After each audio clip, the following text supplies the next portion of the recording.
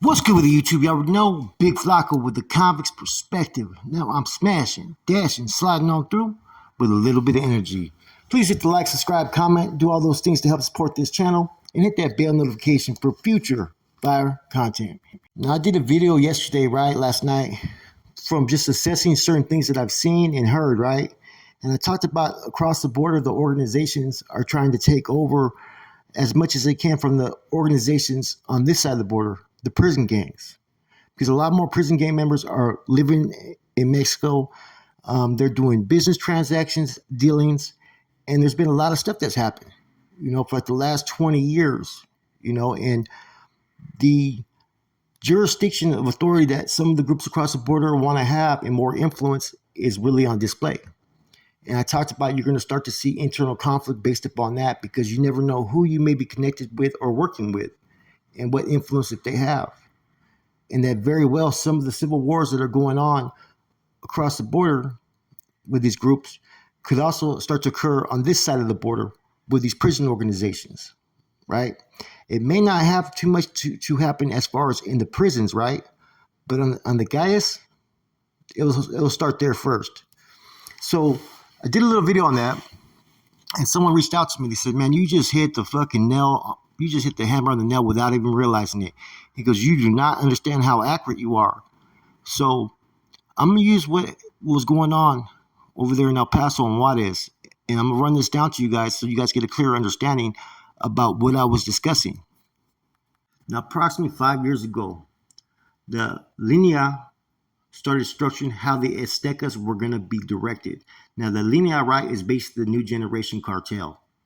As you guys already know, around 2008, they formed an alliance with the Aztecas and other groups to fight off other cartels that were trying to infiltrate the area.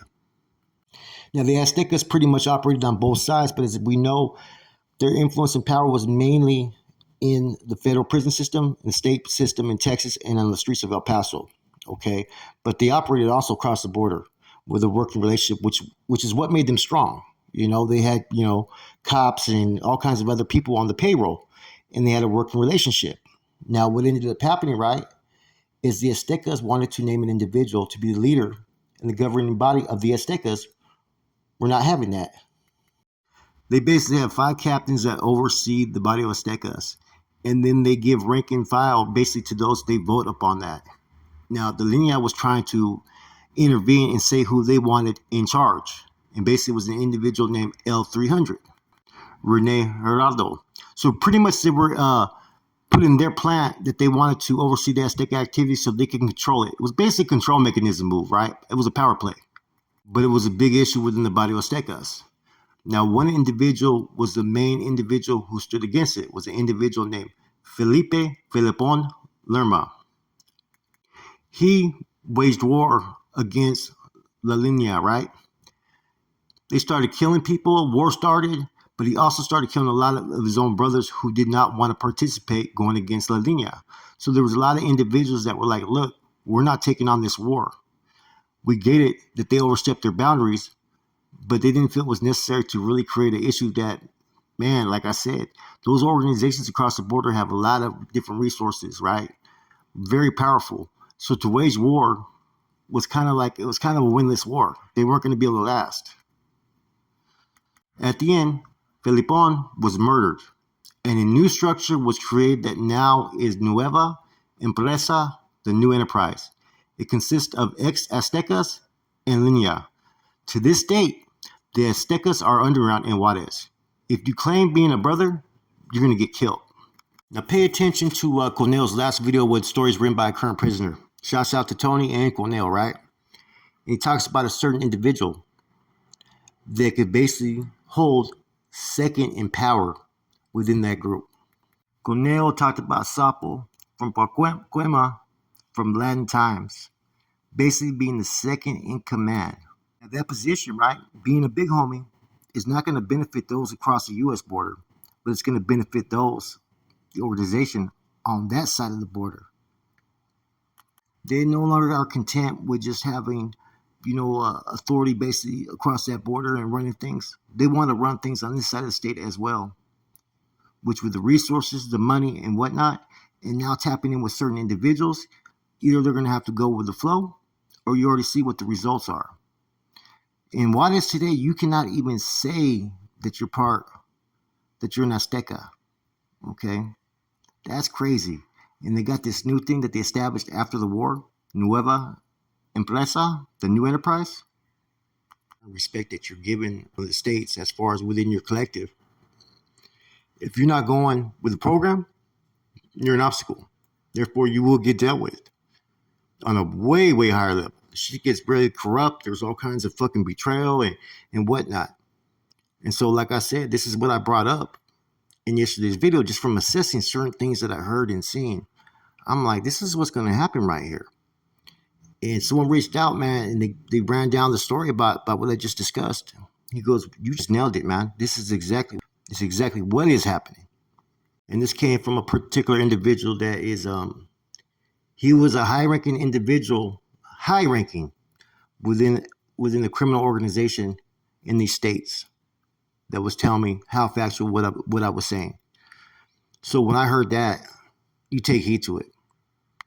Then with the stuff that Conejo's been putting out on Tony's channel, it all corroborates. It's all actually going down like this. This is the game plan, and it could create more issues, like I said, because everybody kind of operates independently with their resources, their manpower. They may have some people in TJ. This person may have some people in Juarez. This person may have some people here. And that's going to cause any type of conflict if there's any wars going on within these groups. Same thing on the streets. If you don't comply with what's expected, you know what I mean? Politics get dirty. Criminal organizations get greedy. And so this is what's in store. So some people probably were a little bit shocked. One dude wrote, man, you don't know anything. Bro, I try to stay tapped in as much as I can to what's going on. And when I started looking at this and hearing things, man, this is the kind of shit that's going down right now, man. Trust me on that. There's been different squads, different crews, different gangs that are working under other gangs. It's crazy. Like I said, there's almost like a pyramid of authority. You know what I'm saying? And people are playing their position. It's all, at the end of the day, about power and money. Before it was all mainly about money with some of these groups, but now it's more of a power need as well, because if you don't have that power, the money's not going to come in like it needs to. And the Barrio Aztecas, who are one of the most ruthless fucking prison gangs in the United States, right? Half them brothers were fearful to go at it with the Linea. You know what I'm saying? They did not want to do that, which caused the split, which caused the war. You know what I mean? In the end, a new enterprise was established. What you're basically seeing, right, is since they started deporting a lot of people to Mexico, right? What was it, about 10, 15 years ago they started doing that? You're seeing the same thing that happened with MS-13 and 18th Street, when in the early 90s, they started sending them over there to El Salvador, Honduras, and all those countries. How those that were homegrown that became members of this gang started to want that power. Being in control of also those in the States. A little bit different, right? But I'm trying to paint that image of this is what you're witnessing. This is what you're seeing. They didn't even hesitate. This is who we're going to have control. You know what I'm saying? This is who's going to run this organization on our behalf. Okay? For you guys. This is who you guys answer to on this side of the border for your own gang. It's like, damn, I mean, you're telling a gang that's been operating, that has a certain chain of command structure, who has a voting process, to bypass their own laws, their own process, to put a person in power. They didn't blink twice when they said that. So right now, if you're in the mix, right, especially if you're living on the other side of the border, it's basically a chess game right now of how you play your politics, and work with those groups in the area where you're at. Because it could very easily fucking end up bad. You know what I'm saying? So people got to play it smart. They got to basically pacify individuals, But at the end of the day, everybody's expendable. And that's been proven time in and time out. And just the way things are a little bit set up over there. I mean, that's going to be hard for someone to try to manage that, man, and try to operate it and do it right. I think the game's going to change. I think that we've already started to witness that with several situations that have occurred, and it's going to all be about the money. The days of one side trying to wield all the power, it isn't going to happen, because now you got others, powers that be, that are going to have a lot more influence. And I wonder how much get is going to happen based upon that. because everybody's plugged in and tapped in with different people. Anyways, the Body Azteca stuff, it's all true, all facts.